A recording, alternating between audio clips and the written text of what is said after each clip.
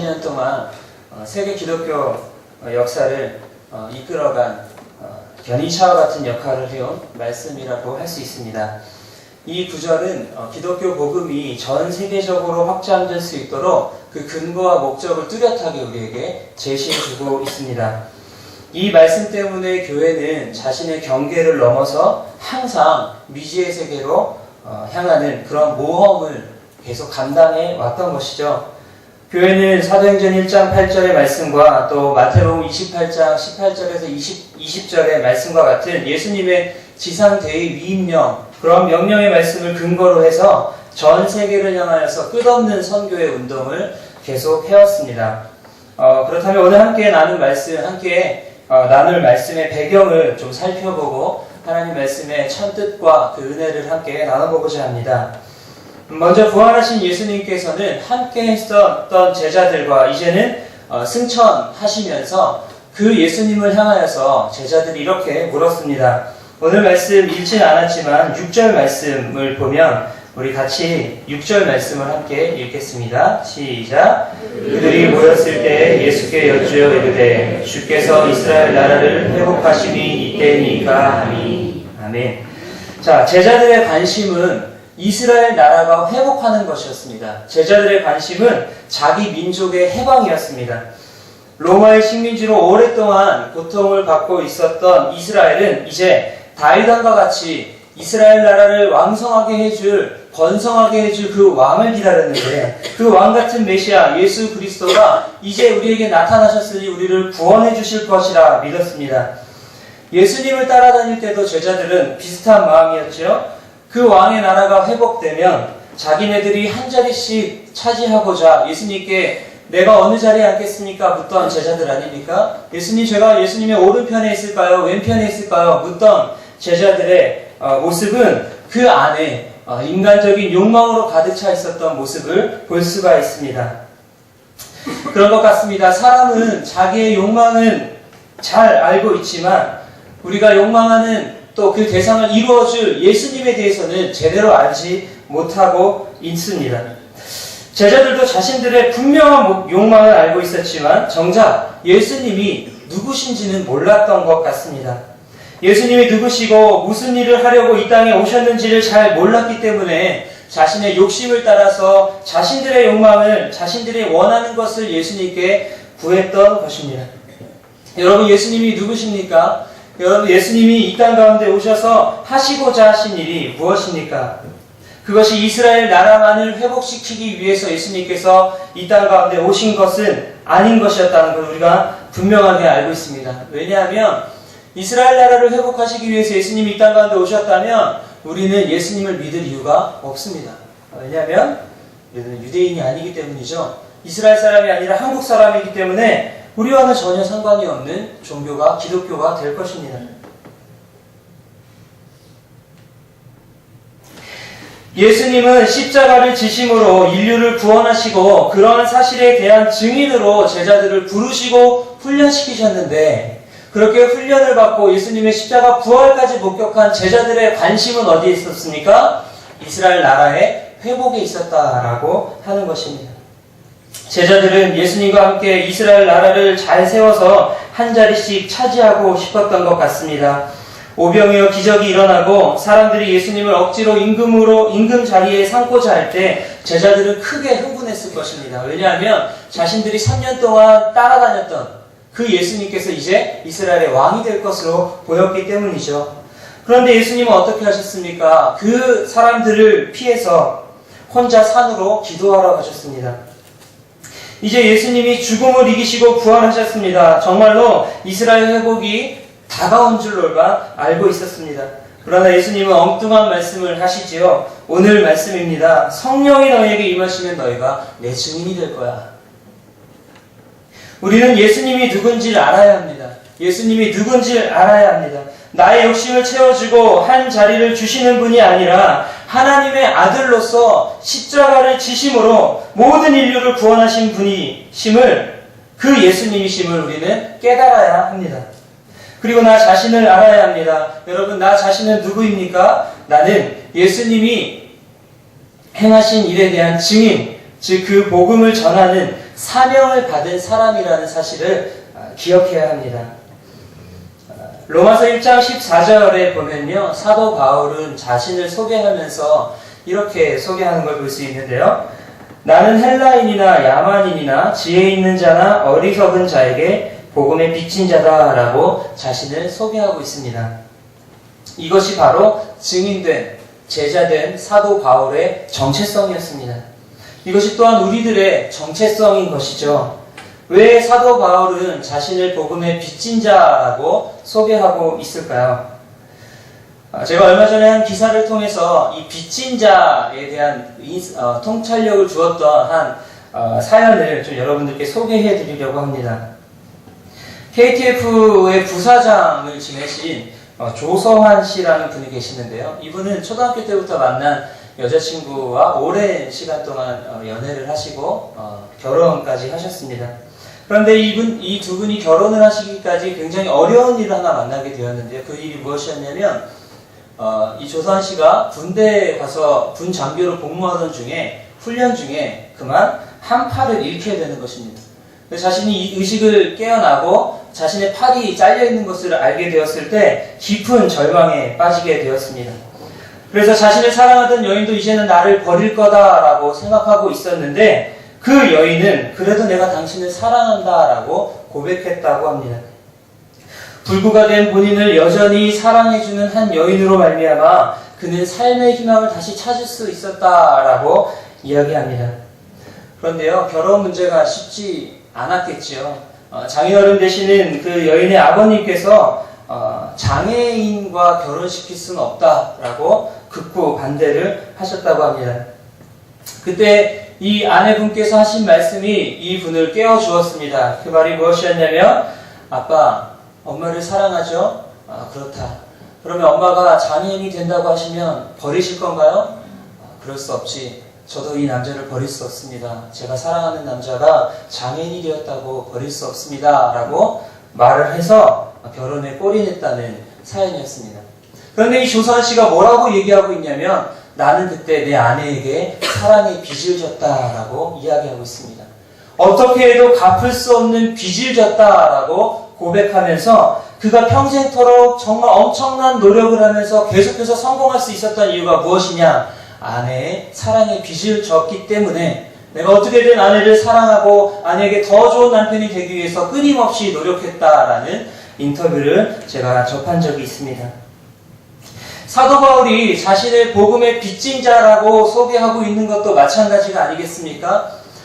죄인으로서 죽을 수밖에 없는, 죄로 인해 죽을 수밖에 없는 우리를 아무 대가 없이 자신의 십자가에 달려 죽으심으로 구원해 주신 예수님의 그 복음이 우리를 그렇게 살게 하셨기 때문에 내가 복음의 빚진 자다라고 자신을 소개하고 있는 건 아닐까 생각해 보았습니다. 그런데 이 복음의 빚을 졌다라고 하는 표현은요, 복음을 전할 책임이 있다라는 표현하고는 확연하게 다른 표현입니다. 훨씬 더 강한 표현이죠. 책임은 어떻습니까? 내가 회피할 수 있습니다. 책임은 내가 미룰 수도 있습니다. 책임은 지지 않아도 됩니다. 책임은 내가 그 책임을 질 때에만 저 사람은 정말 책임감이 있는 사람이다, 책임감이 강한 사람이다 라는 칭찬을 얻게 되죠. 그러나 우리가 복음을 전한다고 할 때는 이것은 우리의 책임이 아니라 복음을 전하지 않으면 어쩔 수 없는 빚을 졌다라고 하는 것입니다. 빚은 당연히 갚아야만 하는 것이죠. 당연히 해야 되는 것입니다. 평생을 복음의 빚진 자로서 복음을 증거하는 증인으로서 우리가 부름을 받았다라고 하는 사실을 우리는 기억해야 합니다. 그러나 예수님은 그러한 증인의 삶이 여러분과 저의 힘만으로는, 그 노력만으로는, 열심만으로는 안 되는 것을 우리에게 가르쳐주고 계십니다. 복음을 전하는 증인의 삶은 그리 쉬운 삶은 아닙니다. 예수님을 나타내는 삶은 언제나 방해가 있고 어려움에 처하게 되는 삶입니다. 악의 세력이 복음이 증거되는 일을 가만히 내버려 두지를 않지요. 예수님의 십자가 복음이 증거되는 곳에는 항상 악한 세력의 방해가 있기 마련입니다. 때문에 이것이 우리의 힘으로는 불가능한 것입니다. 예수님을 나타내고 증인으로 살고자 할 때부터 인생은 쉽지가 않습니다.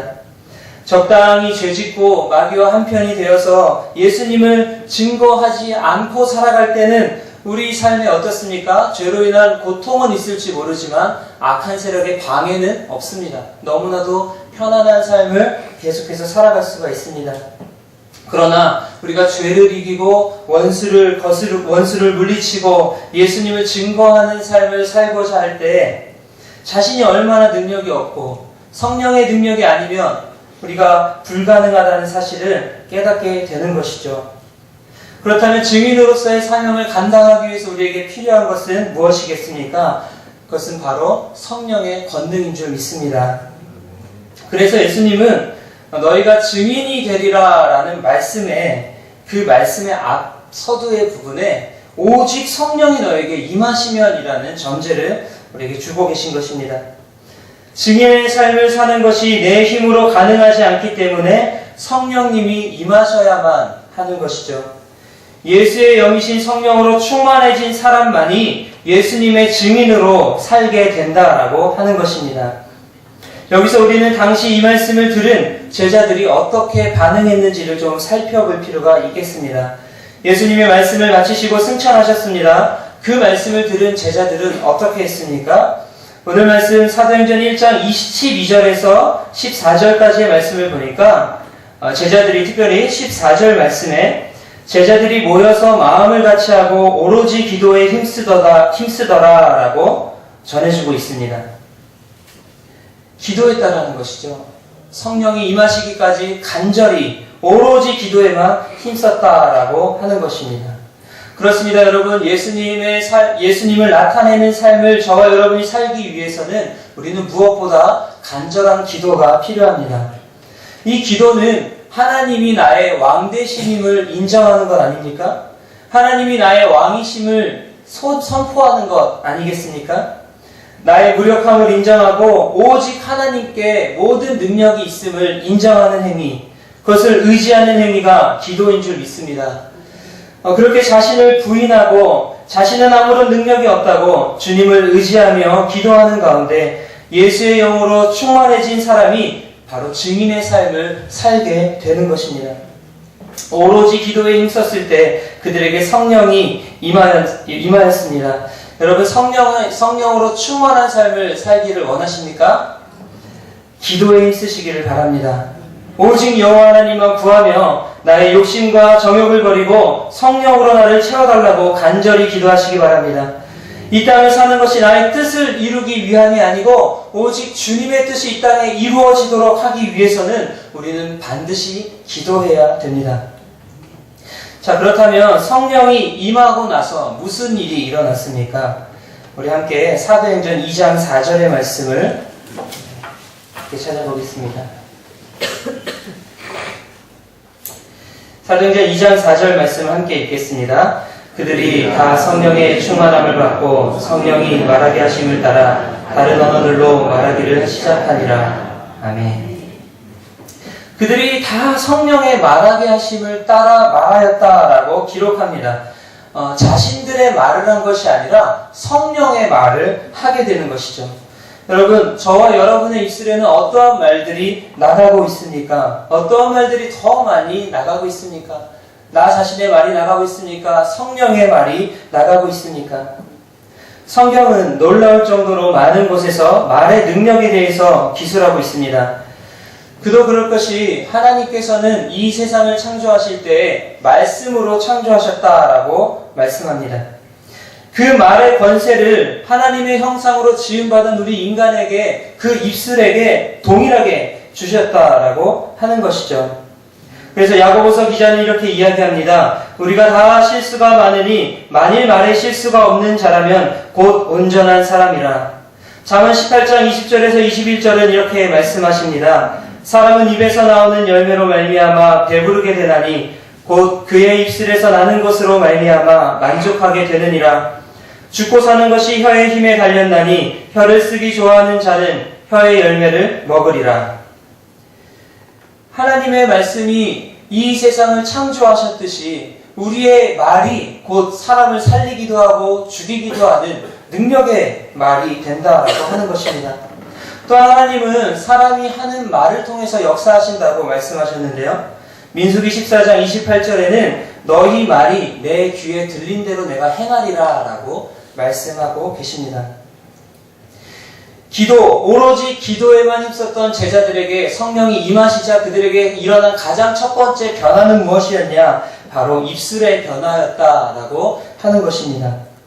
그렇습니다. 성령이 우리에게 임하시면 우리가 가장 먼저 변화되게 되는 것은 바로 입술인 것입니다. 생각이 바뀌게 되고 관심이 바뀌게 되고 우리에게 사명이 주어지게 되니 그 입술이 변하게 되는 것입니다. 그들이 무슨 말을 했을까요? 그들이 성령의 말하게 하심에 따라서 어떤 말을 했는가 하니 2장 11절 말씀을 보면 그들이 하나님의 큰 일을 말하였다라고 기록하고 있습니다. 성령으로 충만한 제자들이 그야말로 이제 복음을 증거하는 것입니다. 하나님께서 우리에게 행하신 일에 대해서 증거하고 하나님이 얼마나 위대하신 분인지에 대해서 증거하는 일에 자신들의 입술이 사용되어지고 있다라고 하는 것입니다.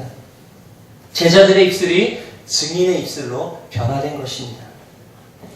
그들의 입은 하나님의 큰 일을 말하고 성령의 말하게 하심을 따라 거룩한 말을 하게 되었습니다.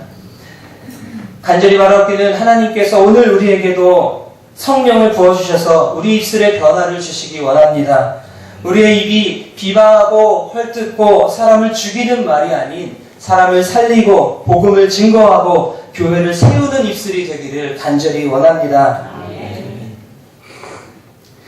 자, 사도행전의 역사를 이렇게 보면은요, 제자들은 이제 자신들이 예수님의 복음을 가진 증인으로서의 사명을 감당하기에 여념이 없는 듯 합니다. 그들은 이제 더 이상 예수를 믿고 내가 어떤 한 자리를 차지하고 이스라엘 나라가 회복해서 우리가 잘 살고 잘 먹게 되는 것을 꿈꾸는 것이 아니라 이제는 가진 핍박 속에서도 어떻게 해서든지 나의 구주 되시는 예수님의 그 십자가 복음을 증거하기 위해서 노력하는 사람들이 되었습니다. 그들은 핍박 속에서도 이렇게 기도하였습니다. 주여, 이제도 그들의 위협함을 굽어보시옵고 또 종들로 하여금 담대히 하나님의 말씀을 전하게 하여 주시오며 손을 내밀어 병을 낫게 하시옵고 표적과 기사가 거룩한 종 예수의 이름으로 이루어지게 하옵소서 하더라. 아멘. 제자들의 이 기도가 오늘 우리의 기도가 되기를 원합니다. 우리가 아무리 어려운 상황을 만난다 할지라도 우리의 입술은 굴하지 않고 담대히 하나님의 말씀을 증거하는 입술이 되기를 원합니다. 더불어 복음을 전파할 때 표적과 기사가 일어나도록 기도하기를 원합니다. 인간의 힘으로는 할 수 없는 일들도 우리 전능하신 하나님께서 행하신다면 그 행하심을 우리가 보게 해달라고 기도하기를 원합니다. 왜냐하면 경험하지 않은 복음은 능력이 될 수 없기 때문입니다. 사실 초대교회 공동체와 오늘날 우리의 상황과 비교하기에는 조금 무리가 있습니다. 그때 당시는 너무나도 어려웠고 복음을 전하는 자들은 잡아다가 죽이는 그러한 어려운 상황 가운데 있었기 때문이죠. 그러나 오늘날 우리에게도 마찬가지로 복음 전하는 일은 쉽지 않습니다. 제가 전도사인데요. 전도가 쉽지가 않습니다. 전도가 잘 안 되고요. 전도하는데 굉장히 큰 용기가 필요한 것 같습니다. 사람들이 복음을 잘 받아들이지도 않고요. 그 복음을 전하기까지는 굉장히 두려움이 앞서고 저 사람이 날 이상한 사람으로 보진 않을까 그런 마음들이 들기 마련입니다. 그런데 제가 얼마 전에 책에서 굉장히 복음을 발견했는데요. 존 스토트 목사님이라고 하시는 분이 복음을 전하기 위해 이런 말씀하셨습니다. 복음을 전하기 위해서 의도된 모든 행동이 곧 복음 전도다라고 말씀하셨습니다. 이것은 굉장한 복음이죠. 복음을 전하기 위해서 예수님의 복음을 우리가 입으로 말할 수도 있겠죠. 너 예수님 믿어야 된다. 안 그러면은 안 되고 천국에 가려면 그리고 이 땅에서 하나님 나라를 살려면 그리고 죄에서 해방되려면 예수님을 믿어야 된다. 시인해야 된다. 이렇게 말하는 식의 복음 증거도 있겠지만 그 복음을 전하기 위해서의 모든 그 과정의 행동들, 그 모든 선을 행하는 것들, 친절을 베푸는 것들이 다 복음 전도에 포함이 된다라고 하는 것입니다. 그래서 저와 여러분이 이렇게 복음을 전할 수 있겠죠. 복음을 전할 목적으로 미용실에 가서 원장님을 사귄다든지, 친구에게 전화를 건다든지, 이웃집 앞에 있는 쓰레기를 주워주면서 이거 왜 치우십니까? 그러면 아무 말도 안 하고 계속 치워주시다가 어느 날 친분이 쌓이면 교회 한번 가자고 이렇게 말을 하는 등의 모든 행위가 다 복음 전도의 한 도구로 쓰임을 받는다라고 하는 것입니다. 여러분 그렇지 않습니까? 저와 여러분이 증인이라고 하였는데 증인은 무엇입니까? 내가 보고 들은 것을 그대로 말하는 것인데 우리의 삶을 통해서 예수 그리스도가 나타나게 하려면 굳이 우리가 입술로 예수님을 믿어야 됩니다라고 말하지 않아도 우리의 삶이 복음이 되어야 하지 않겠습니까? 우리의 이웃들의 아픔들을 안아줄 수가 있고 우리 이웃들의 필요들을 채워줄 수가 있고 그 마음들을 나눠줄 수 있을 때 우리는 곧 복음 전도의 사명자로 살게 된다라고 하는 것입니다. 이제 말씀을 맺으려고 합니다. 예수님이 남기신 저 한마디의 말씀이 오늘날 전 세계에 복음이 확장되도록 하는 토대가 되었습니다. 모든 그리스도인들이 증인의 삶을 살도록 주님은 말씀하고 계십니다. 사람의 눈으로 보기에는 복음이 전해지는 것 같지도 않고 오늘날처럼 이렇게 복음 전도가 어렵고 전도도 되지 않고 힘들게 보일지는 모르지만 주님은 주님의 일을 하고 계심을 우리가 믿어야 합니다. 사도행전의 기록만 보아도 오늘 말씀처럼 예루살렘과 온 유대와 사마리아와 땅끝까지 이르러내 복음의 증인이 되리라 주님이 말씀하셨는데 정말로 그러한 일들이 일어나지 않았습니까? 그들이 갈릴리의 어부였던 그 제자들이 예루살렘의 복음을 전하게 되고 유대의 땅에 복음을 전하게 되고 사마리아를 건너서 땅끝까지 로마까지 복음이 전하게 되는 역사가 기록되어 있는 것 아니겠습니까? 비록 그 과정에 핍박이 있었고 또 복음을 전하는 증인들의 희생이 있었을지라도 복음의 빚진 자였던 그들의 삶과 그 희생을 통해서 예수님은 그 복음이 온 세계에 편만하게 퍼지도록 하셨다라고 하는 것입니다. 오늘 우리는 어떠합니까? 저와 여러분은 증인으로 살고 계십니까? 아니 증인입니까? 우리가 사는 이 삶의 자리에서 예수님의 증인으로 살아가고 있냐는 것입니다. 성령의 능력을 의지하여 복음을 증거하고 있냐라는 것입니다. 이제 새롭게 시작하는 한 주간, 이 주간 주님의 도우심으로 생명 주신 복음을 전하는 삶을 살기 원합니다. 땅끝까지 이르러 내 증인이 되리라 말씀하신 주님의 음성에 순종하며 복음의 능력으로 살아가는 한 주간이 되시기를 예수님이 원하십니다. 함께 기도하겠습니다.